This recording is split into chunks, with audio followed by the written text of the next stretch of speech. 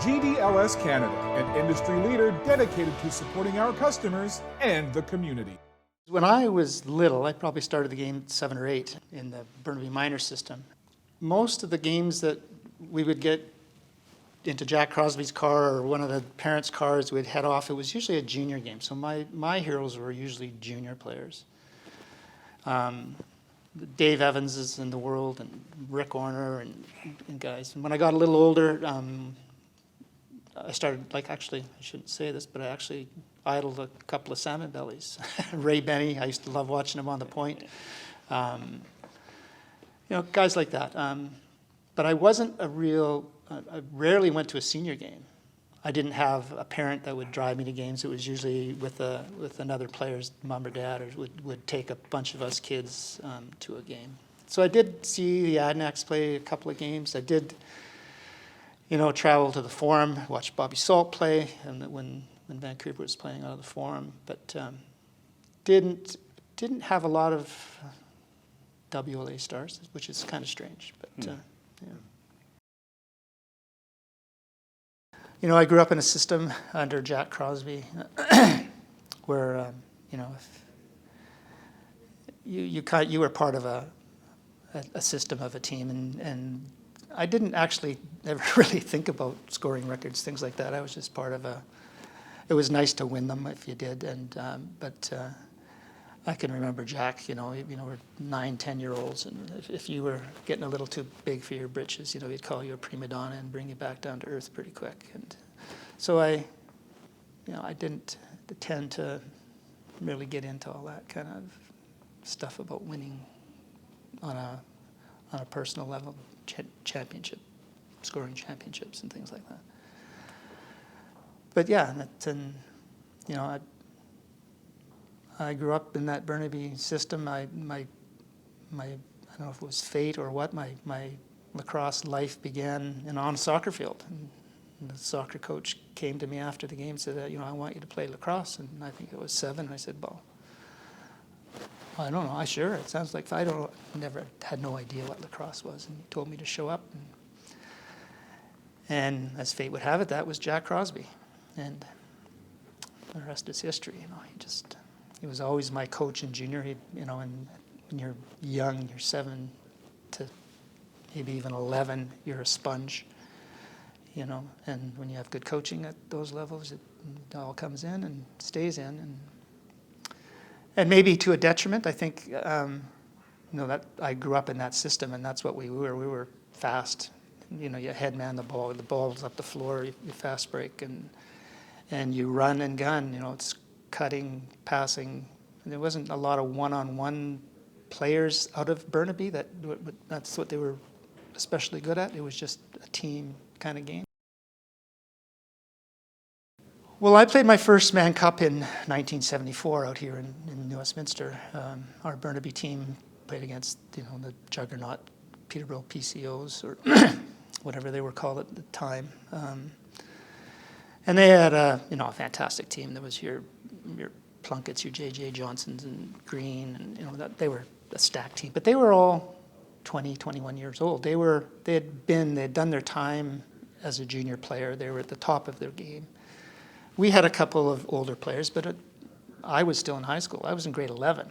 There was a good part of the team, like the Cowsons and Aikens, and these guys were just graduated from high school. So we were young, and a good percentage of the guys were young, whereas these guys were men. 21, you're a man. At 18 or 17, you're still a kid. And we got thumped pretty good. Lost 4 straight out here, if I remember right. Next year, a little different team. A lot of the seniors we had, guys had moved on. We went back again to play in Peterborough for the Mann Cup, or Minto Cups, sorry. And brought up Kevin Alexander. Had a pretty good team. Rolled into Peterborough. They hadn't lost in, I think it was 100 games or something stupid. They'd lost 4 out of their last 46 games or something. I don't know, it was something crazy record. We went in there and beat them by 2 or 3 goals. I think it was 10-8 or something that first game. I thought, okay, we're playing our kind of game. We're running them kind of, you know, they weren't running type teams. They were individual, bunch of individual stars that you could ball handle and do all these things. And we thought, hey, we're on our way. We can make this a series. And game 2 came around, and they had brought up a goaltender. Obviously, they didn't think they could get through the series with the guy they started with. They brought a guy named, I forget his first name, was Gardner. And he was big. Big pads, big stick, big legs, put his feet on the posts, had a giant stick, and reminded me like a guy, you think of a guy like Joe Como or Smeltzer. It's just, there's nothing. You might as well put a piece of plywood up there. And so he stoned us. I mean, we got stoned. We never got 10 goals in a game again. And they went on to beat us 4-1. So, but, you know, there again, that's one of those things. I mean, it's sport. That's the way it is. But you just think if things had been different, if, you know, you weren't allowed pickups or, you know, all those things. Even guys like Kevy Alexander, who was there, I mean, there's nothing for him to shoot at, you know.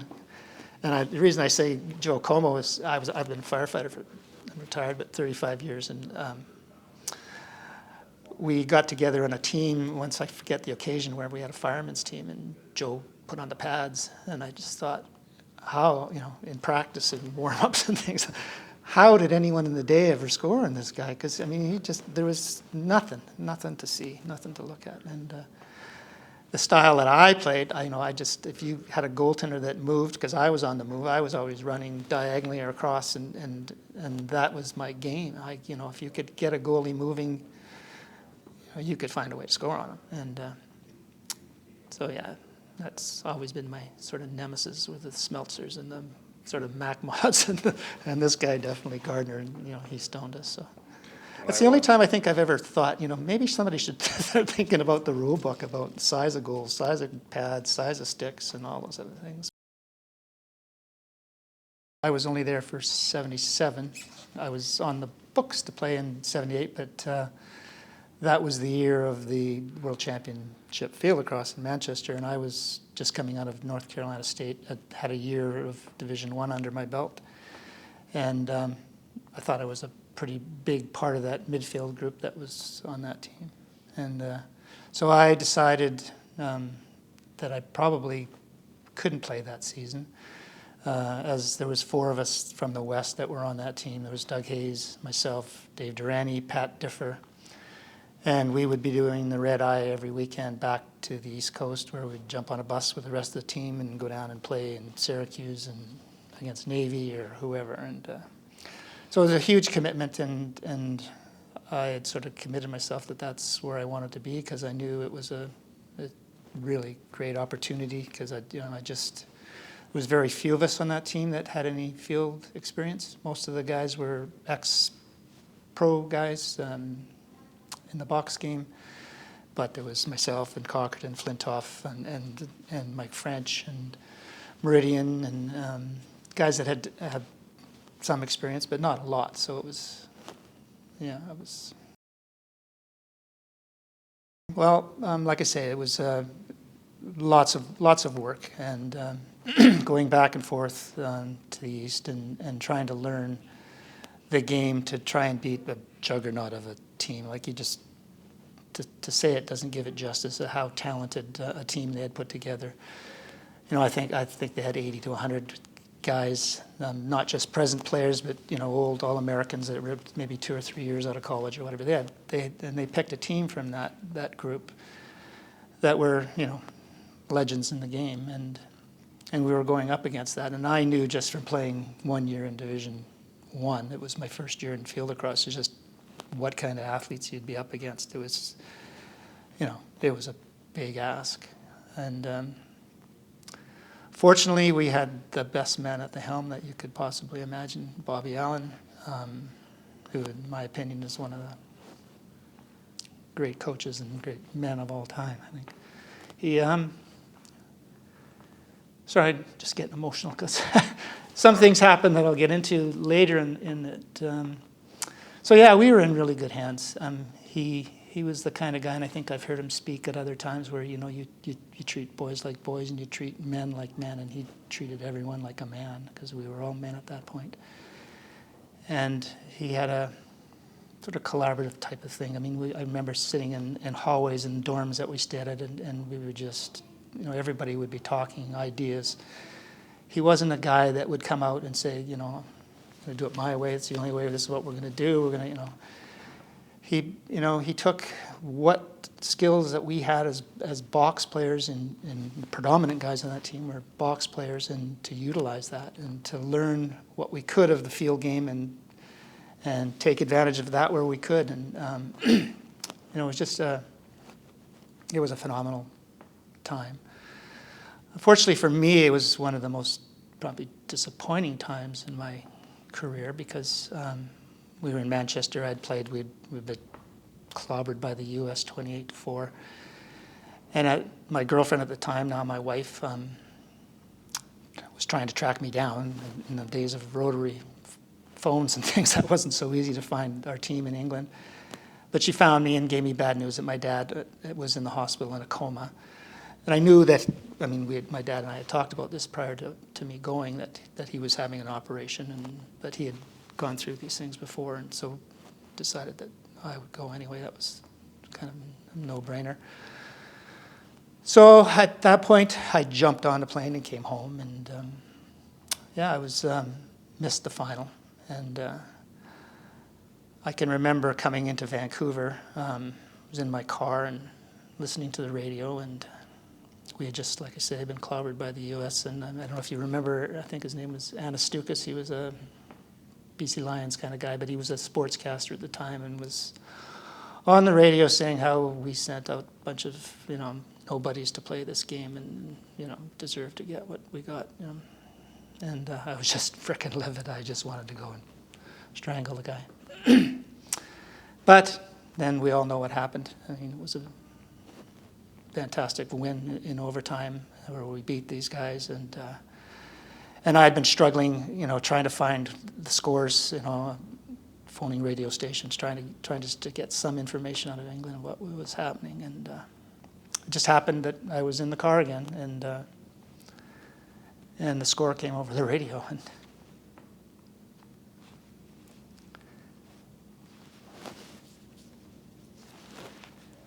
it was just a funny time that, I wasn't there. I'd missed that part of the whole thing, and I still felt part of the team. But it was funny. I've won Mann Cups, I've won Minto Cups, I've won World Championships. But that's the first time I'd ever just bawled my eyes out. Did your father recover? No, that was a really tough year. And that was probably a lot of the reason I'm having the emotions. But and it was hard, even though it was a win, and I was part of that team. I'd missed all the celebrations that you later saw on the bus, and the team photos and all those things, and it was a disappointing from that perspective. But it was just the greatest moment that I'd ever had in lacrosse. And well, I just think, we talked earlier about the Nations and A team. There was just role players, pros, guys that, I wasn't there, but guys like Carm Collins, probably, beat the living daylights out of guys like Eamon McEnany. There was playing Canadian lacrosse, intimidation, kind of whacking, things that you're borderline, you get away with. That's our game. That's the way we play. And stars, the guys that have been at the very top level, Mike French, Stan Cockerton, who I played with in North Carolina. He came through and scored the winner. I wasn't there. I had Flintoff was the goaltender I played with. I just knew that, all these guys were the top pros in box lacrosse, the Doug Hayes, the Durantes, the Differs, all these guys that I, was familiar with. A lot of the guys from the East I wasn't familiar with that were, pro players, initially just starting out, but just a ton of character. And, there's reunions every so often, and I went back for the first time. They've had a few, just a couple of years back I went and had a great time with all the guys. It's just, these guys, a lot of them were were legends to me. You know, I missed the Pro League. I was just a year or two too young when it started the first time, and I was out of the game when it started up again, so I missed all that. But these guys were, you know, legends to me. So yeah, it was a pretty good, cool thing. And I was fortunate I got to play again in '82 in the World Championships, and then again in '86. And unfortunately, like I don't know what it was about the field game, but they were all, on a personal level, they were all real busts for me, because in the '82 games, I think it was the second game in, I can't remember, but I was a face-off guy, and in those days, you know, face-off guys were fair game from the wingers coming in. If the ball didn't come out on a draw, and you were down trying to trap it or drag it out, there was a guy coming 100 miles an hour, and he was coming right through you. And one of them did, and you know, I knew right away something was not right. I got up, walked off the field, and right into the X-ray trailer that they happened to have there, and that was the end. Separated shoulder, second degree, whatever. So you know, I didn't get to be a part of the rest of that tournament either. So that was a disappointing time, but it was all good fun. And '86. Sort of another disappointment on a personal level. I mean, we did a little better in the win-loss column, but you know, I had been out of the game, so my kind of game is to be in shape. I'd like to run, and when you're not in the game, you're not running. You're not at that level mentally and physically that you probably should be. So there's a couple of kids that were 18-year-olds and didn't make that team. You might have heard of them. They were twins. They didn't make that team. And, you know, so in some ways I feel, you know, I might not have earned that spot and maybe been given it because I wasn't at the top of my game. And you know, a guy like Gary or Paul Gate would have been, even at that young age, because I had coached against them even in Burnaby. I was a co-coach for a year. And I knew what they could do even at young ages. But so yeah, disappointing. All 3 world championships for me, but they're still great memories. I think in general, when you're in the middle of the season, I mean, your practices are going to be light. You're getting enough of a beating playing games. You're not going to go. Yeah, but you should wear gloves. I wore gloves. But I grew up in a system in Burnaby where we would practice sometimes with just helmets and gloves. Gloves. I always wore gloves. But he bugs me because I came from the Burnaby Cablevision system where we did a lot of things that other teams weren't doing at the time. Like we'd come out in our warm-ups with just gloves and helmets and you know, run and gun, get warmed up, and then go back into the dressing room, throw on our pads, and come up for the game. Nobody else. I mean, to old school guys, that was blasphemy, coming out and practicing without pads on. Well, for me, he was the ideal coach, but maybe not everyone feels that way. Because I grew up in a system where in Burnaby especially, the coach let me do my thing, let me be creative or do whatever I basically wanted out there. It was no X's and O's. Like I did get picked up a couple of times in my career playing for the other teams, and it was, you stand here, you do this, you don't go over there, don't go bother Kevin Alexander, you stay on your own side of the floor, do all these things. And I didn't thrive under those kind of conditions, whereas Bob Salt, I think after I sort of established myself in the first part of the being there, he just said, go do your thing.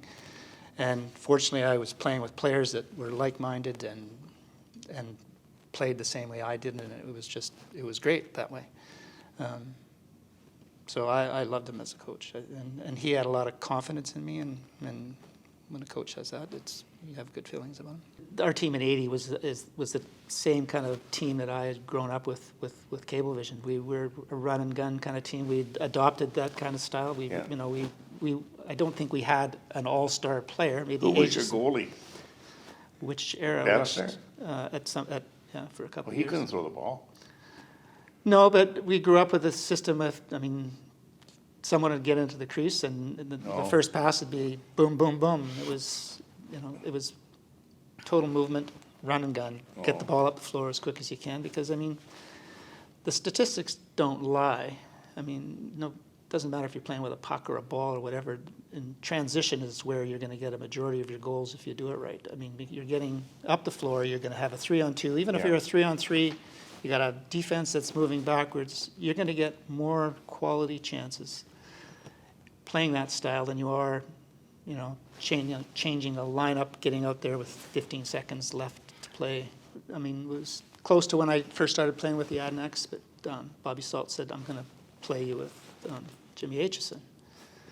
And I said, oh, great. I mean, he's a legend. That's great. I'm going to play with Jimmy Aitchison. So he put Jimmy onto our line, and I remember the first couple of practices, I'd pass the ball to Jimmy and expecting maybe to get it back and I can throw it to somebody else or whatever. Jimmy shoots. And there's still 20 seconds left on the clock, or I mean, he just shoots. And I go, okay, well, that's the way he likes to play. And did it again. The same thing kept happening. And I said, I went back to Salt and I said, this isn't working. I can't play with this guy who doesn't know how to pass the ball. I guess Jimmy got wind of that. So next game of practice, same things happened. And I give him the ball, and there was no chance I was going to see it again.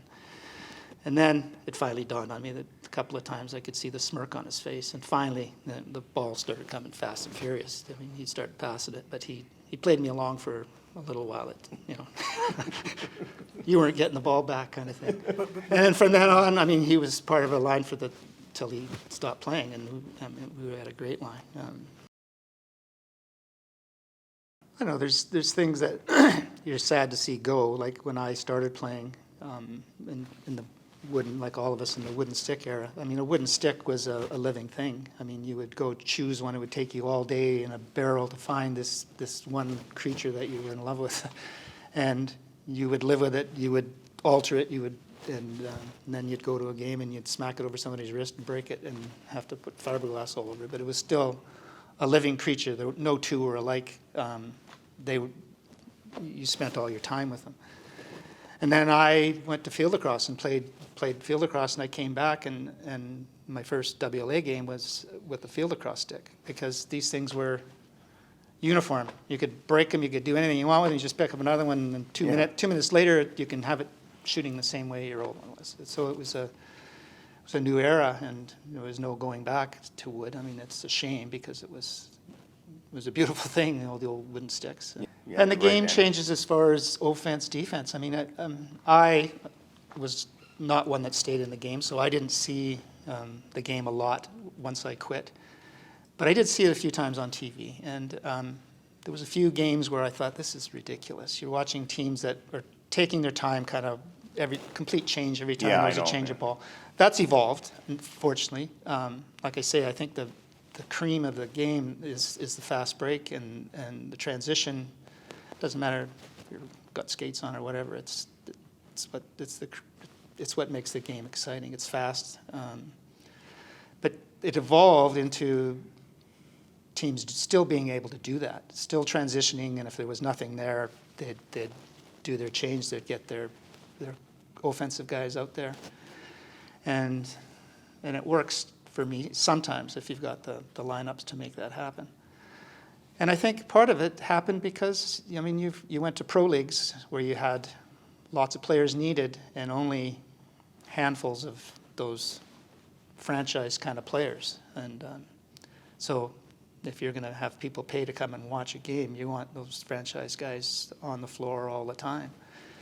And, if you ask a kid that was watching one of those games, and our style, tic-tac-toe, 3 passes up, scores, did he like that, or did he like John Grant Jr. with 3 guys all over him, flipping the thing behind his back, top corner, and what's he going to talk about? What's going to bring him back to the game? And that's what, it's those stars that kids idolize that's going to do that. But if you want to win and lose, I still think that other style is you have to have it to be a winner. Even today, I think you have to have a bit of that. not sure. I think in the early years of look, the Pro League, for example, and televised games, I mean, the beef was always that the game was sometimes too fast for cameras at that time, but I mean, technology has changed, and close-up cameras and all those things are, you know, available now that make the game where you can get right in and get right on top of the play. And I think the fact now that those games are events, I mean, you go to any, even a college basketball, all these things are events. The NFL you used, they're all events. Yeah. I mean, the game is a big part, and you still have your heroes and kids.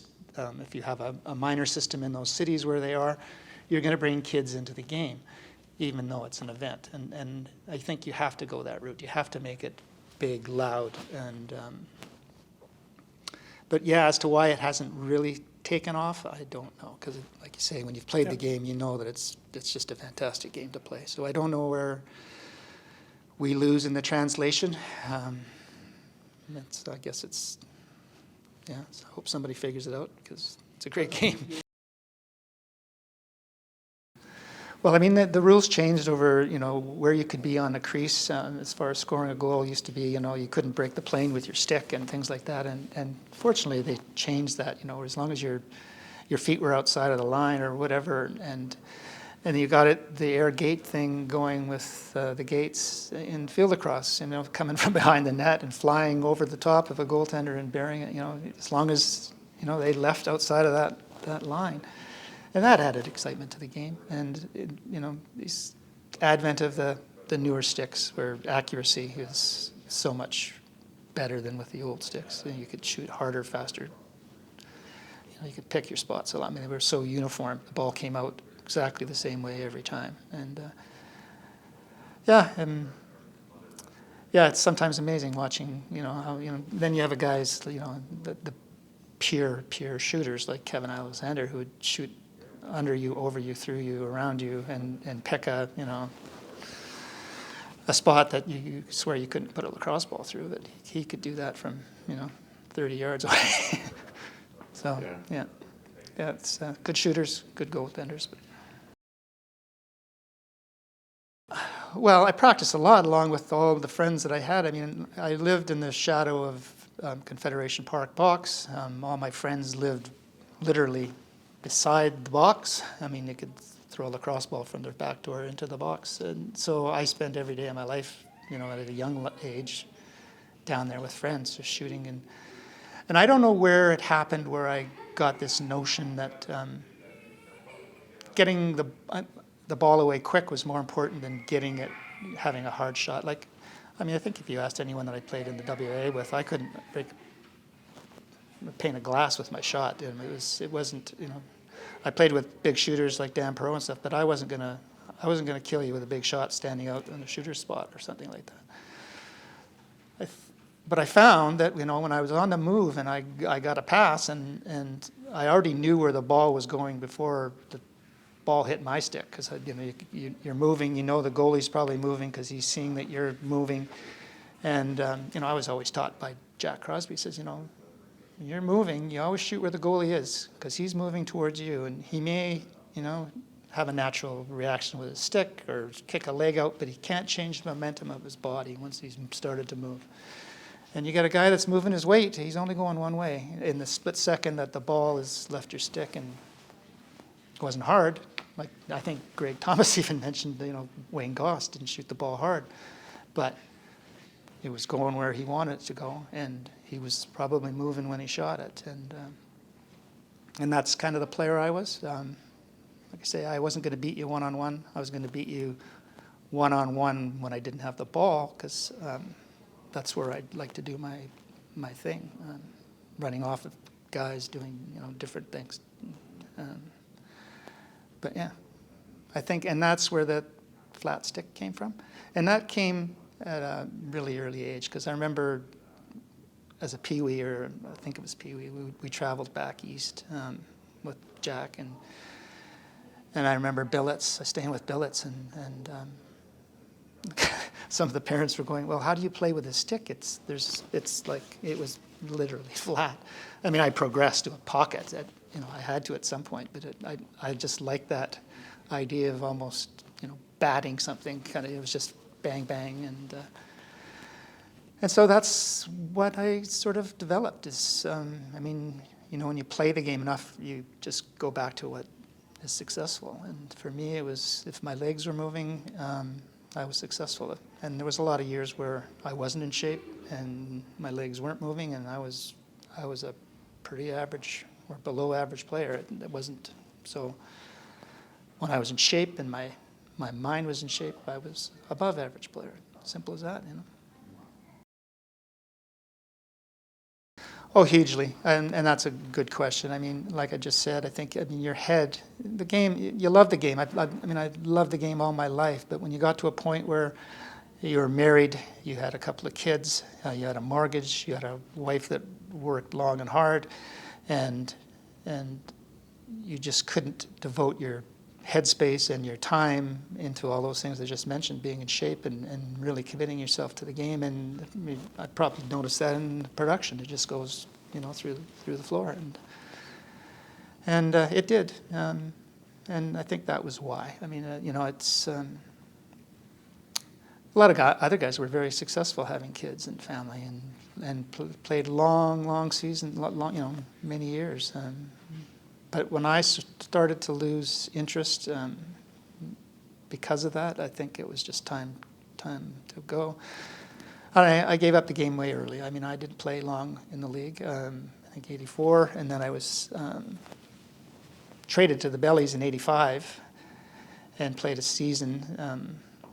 Never really got my head into the game. Played in the Mann Cup and went 7 games, and unfortunately lost that. But that's another thing I might regret, because it was a really opportunity to sort of jumpstart a career, and I probably should have given it more of a time to do that. But say I was,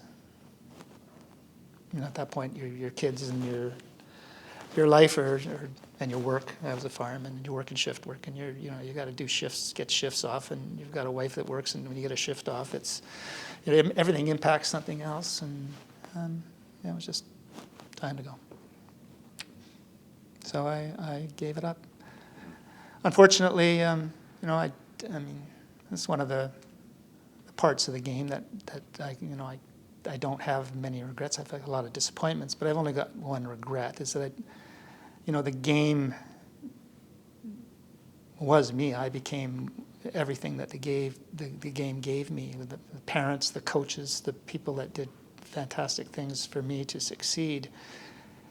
And I took all that, but I didn't have the opportunity to give much of that back to the game, other than I co-coached at junior and I helped Bobby Salt, but I never got into sort of the realm where I thought I might have done some good, and that was with maybe little kids. If my son had picked up a stick and shown interest, that would have been different. But yeah, that's one regret.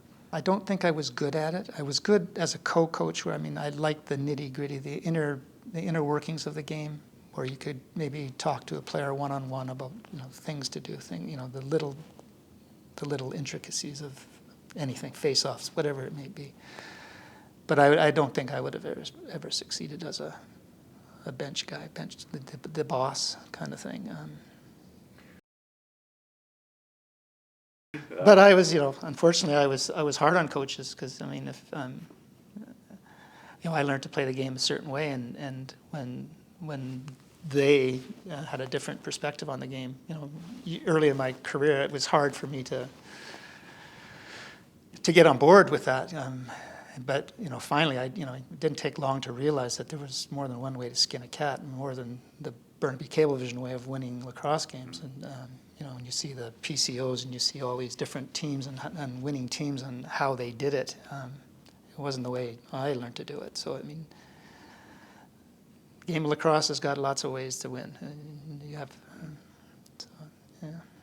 But it's funny. Sorry, just listening to you there, we had a coach in Burnaby who had never played the game, Dan Mattinson, and I often wonder how he maneuvered his way through those years, and he was a real student of all kinds of things in sport, as far as psychology and positive thinking and doing things in Nautilus weight rooms, things that are so common today, and even were 20 years ago, but 40 years ago they weren't. You know, he'd have this off-season training and doing all these things that no other teams were doing. No other teams were doing, you know, having speakers come in and talk about positive affirmations and positive thinking and how to, you know. And to be honest, a lot of it, and at the time, I just thought, this is a little bit out there for me. But years later, when you realize that when you were in your zone or when you were in a situation where you succeeded and did things, and how did you get there?